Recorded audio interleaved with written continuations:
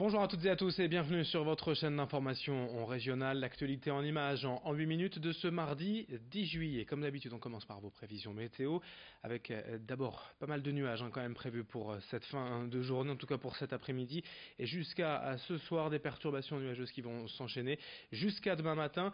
Puis le soleil devrait reprendre le dessus. Les températures forcément aujourd'hui seront en baisse, 19 degrés à Boulogne et à Dunkerque, 20 degrés à Calais et le Touquet, 21 à Saint-Omer, 22 degrés à Lille. On devrait repasser au-dessus de 25 degrés demain ce mercredi. On en reparlera bien évidemment avec la météo complète après ce journal. Du soleil, de la chaleur et pas de pluie. Voilà le temps idéal dont on profite pour beaucoup depuis le début de l'été dans la région. Mais pour les agriculteurs, cette météo particulièrement sèche laisse craindre le pire tout de même pour les cultures. Ici près de Calais, aux attaques, les cultivateurs n'ont tout simplement pas vu une goutte de pluie depuis le début du mois de juin. Certains certes ont de quoi irriguer leurs champs, mais d'autres n'en ont tout simplement pas les moyens. Pour se faire une idée, arroser 1 hectare de pommes de terre revient à 4 ou 500 euros. Ce mois de juin 2018 a été le plus sec dans les relevés depuis 1944. Pour autant, on ne parle pas encore de sécheresse car les nappes phréatiques, elles, sont encore à un bon niveau. Explication avec Antoine Pénard, vice-président de l'Union nationale des producteurs de pommes de terre au micro de Louis Caillé. Tous les ans, souvent, il y a une période où il faut arroser, mais c'est vrai que cette année, elle a commencé plutôt en arrosage. Et si on se réfère à une année comme 1976, j'espère qu'on ne sera pas obligé d'arroser jusqu'au mois de septembre pour faire mûrir les pommes de terre. Moi, sincèrement, j'attends qu'il pleuve, sauf qu'on doit commencer à moissonner le blé dans une semaine. Donc il y va y avoir un dilemme entre est-ce que c'est mieux de moissonner, parce que s'il pleut, c'est pareil, la qualité du blé va s'en ressentir, on aura moins de protéines, on aura moins de PS. Donc quand est-ce qu'il faut qu'il pleuve, je ne sais pas.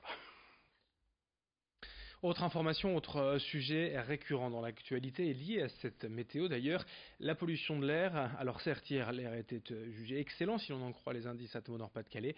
Pourtant, il est clair que les épisodes de pollution sont de plus en plus fréquents dans les grandes agglomérations de la région, notamment à Lille. Pour améliorer donc la qualité des analyses sur son territoire, la métropole européenne de Lille vient de signer un partenariat avec Enedis afin d'équiper une centaine de véhicules de capteurs qui pourront recenser d'ici 2019 les sources de pollution précises sur l'ensemble de la métropole lilloise. Baptisée Pollutrack, cette opération doit permettre de compléter les données des stations fixes de surveillance de l'air en quadrillant les quartiers rue par rue afin d'isoler précisément les zones les plus sensibles et de réagir plus efficacement. Explication au micro de Brieux-Gorchy quant au danger potentiel tout de même de ces pollutions. La pollution ne peut pas être homogène. On ne peut pas avoir la même pollution partout. C'est juste impossible. Quand vous êtes à côté d'une voie de bus avec des bus diesel, vous ne pouvez pas être soumis à la même pollution que si vous êtes en train de traverser un parc. Donc on a eu cette intuition et on a surtout, à partir de correspondants qui étaient en Chine, on a identifié que le vrai danger de la pollution venait de particules les plus fines, ce qu'on appelle les PM2,5, les particules qui font moins de 2,5 microns et qui sont suffisamment petites, mais vraiment très petites, et elles pénètrent à travers les poumons, à travers les alvéoles, elles pénètrent le réseau sanguin. Et ce sont des particules qui s'accumulent, qui sont excessivement dangereuses, qui peuvent être à l'origine de problèmes cardiaques, d'AVC, de cancer bien sûr, mais de problèmes aussi différents que l'asthme, l'autisme et maintenant, comme ça a été découvert récemment, le diabète. Au cœur de l'été, dans cette édition, on enchaîne avec un message de prévention de l'Agence nationale de sécurité sanitaire, de l'emploi, l'alimentation et de l'environnement contre les tiques.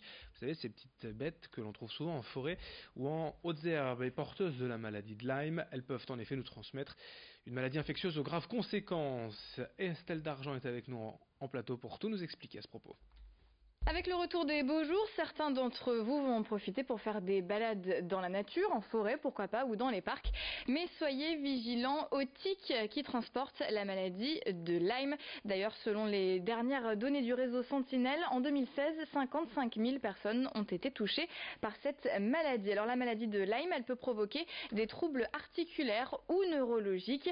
Elle n'est pas contagieuse, elle est uniquement transmise par les tiques qui sont infectées à hauteur de 5 à 25% d'entre elles.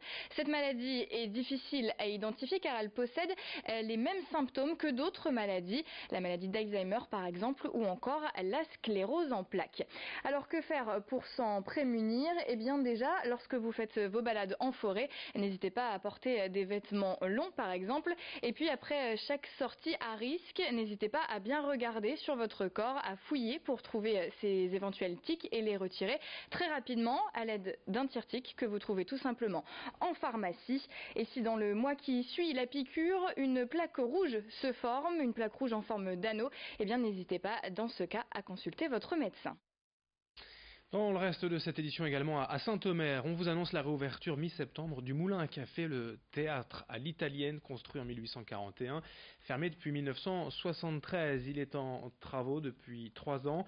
C'est un chantier de plus de 7 millions d'euros, dont 300 000 euros apportés par des mécènes privés, notamment la banque CIC, laquelle vient justement de remettre un nouveau chèque de 20 000 euros au maire de Saint-Omer, François Decoster, pour rénover les petites loges, les 20 baignoires autour de la terrasse. Explication à ce propos au micro de Louis Caillé. Nous avons toujours vu en fait ce bâtiment qui était totalement sous-exploité et qui trônait au milieu de la place. Et donc c'est vrai qu'il y avait une forme de petite frustration à voir que le théâtre qui le renfermait était finalement fermé et non exploité.